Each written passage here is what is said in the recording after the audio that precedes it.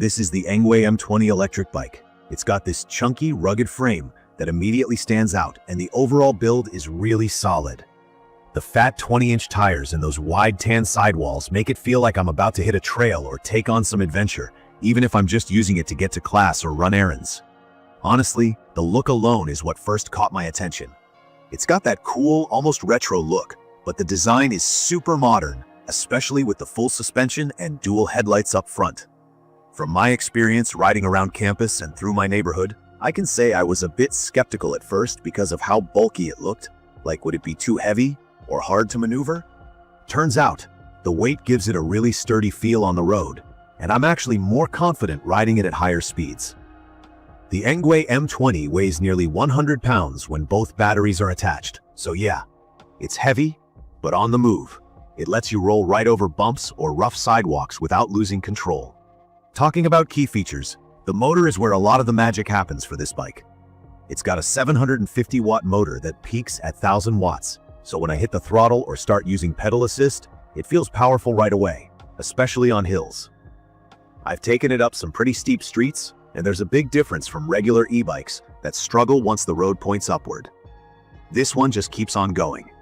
I topped out close to 28 miles per hour according to the LCD screen, which is pretty fast for an e-bike. The pedal assist system is simple to use too. Basically, you can pick how much the motor helps you as you pedal, anywhere from level 1 to level 5. If you're new to this, pedal assist means the motor helps you as soon as you push the pedals, making riding a lot less work but still keeping that bike feel. One of the things that surprised me was the range.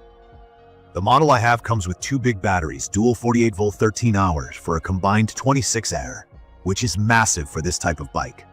From my experience, I easily got over 60 miles riding mixed terrain, sometimes even more depending on how much pedal assist I used.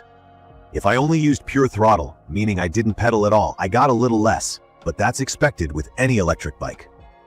I think what makes it perfect for a commuter or someone who likes long weekend rides is that you don't have to worry about running out of juice halfway. The batteries do add a lot to the weight, so lifting it over curbs or up steps is not easy, but for everyday use, that's a small trade-off. The LCD display is clear and practical. It shows your battery level, speed, and which pedal assist mode you're on. There's also a trip counter, which is handy if you want to keep track of how far you've gone, especially for me, since I like measuring how long my commute is or comparing different riding modes. The display is easy to see even during bright daylight, which is great because I often ride in the afternoon. Another thing I noticed right away is the full suspension setup. That means you get shock absorbers on both the front and the back. If you've never tried a suspension bike before, it basically makes riding smoother, especially when you hit potholes, curb drops, or even gravel. I was genuinely surprised how comfortable it was to ride down some of the old bumpy gravel paths near my place. The fat 4-inch tires grip really well and they add even more cushioning. I'm not saying you'll want to ride this through the mud every day, but it definitely gives me the confidence to take shortcuts or go off the main paths without stressing. For braking, ENGWE went with hydraulic disc brakes. If you're new to e-bikes or haven't used hydraulic discs before, they're a big upgrade from regular brakes. They stop really fast, even from higher speeds. Once, I had to stop suddenly when someone stepped in front of me, and the bike stopped quickly without skidding or feeling unstable. Now for the seat. I think it's worth mentioning. The seat is fixed both in style and height, which looks pretty cool and matches the retro vibe. But if you're taller than average, I'm about 5'9", you might feel a little cramped, especially if you actually want to pedal aggressively. For me, it felt more like riding a moped or small motorcycle than a regular bicycle, which I don't mind since I rely a lot on the motor and pedal assist. If you're used to customizing seat height or really want a classic cycling experience, this might not be your favorite feature. The lighting is a really nice touch. Up front, it's got dual LED headlights that are super bright, so even when I'm riding home late from the library or out after dark, cars definitely see me. The taillight also lights up when you hit the brakes. There's a horn too, but it's not super loud. For most riding situations, it gets people's attention, but on busy streets, I wish it was a little stronger. The Shimano 7-speed shifter is smooth and reliable. Even though I spend more time using the throttle and pedal assist, I like having the gears, especially on longer rides where I might want to pedal more to save battery or just get some exercise. The shifting is easy to do. Just twist the grip on the handlebar.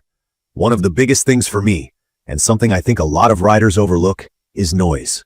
The ENGWE M20 is surprisingly quiet, even at top speed. It almost makes no sound except for the tire noise at high speeds. That's a plus on a peaceful trail or even around the neighborhood. From my experience, assembling the bike wasn't difficult at all. Most of it is already set up right out of the box, and it comes with tools and instructions. It took about an hour or so before I was up and riding. Also, the bike comes with a manufacturer's warranty for a year, although I haven't had to use it yet. I'd recommend this for anyone who wants a reliable, powerful e-bike for both city commuting and occasional off-road adventures. I know some folks might be worried about the size and weight, but if you don't have to carry it upstairs every day, it's actually really manageable and stable. It turns a lot of heads, and honestly, I get stopped on campus all the time so people can check it out or ask about it. That's always a fun bonus. If you're new to e-bikes, the ENGWE M20 makes things simple. The controls are easy, and you don't really need any special skills besides basic bike experience. If you're someone already used to e-bikes or even mopeds, this gives you that best of both worlds feel. Just keep in mind the seat height is what it is, so taller riders might want to try it before buying if possible. In conclusion, the ENGWE M20 delivers what I want out of an electric bike. Big range, real power, awesome styling, and comfort, whether I'm hitting the pavement or taking a random dirt road. It's not perfect, mostly because of the seat and how heavy it is, but for daily rides and just having a blast outside, it's one of the best experiences I've had on two wheels. I'd definitely buy it again after living with it for a while. Thanks for joining me for this quick review of the ENGWE M20 electric bike. I hope this video helps you decide if it's right for you. If you found it helpful or have any questions, don't forget to subscribe to my channel and drop a comment below. Thank you for watching.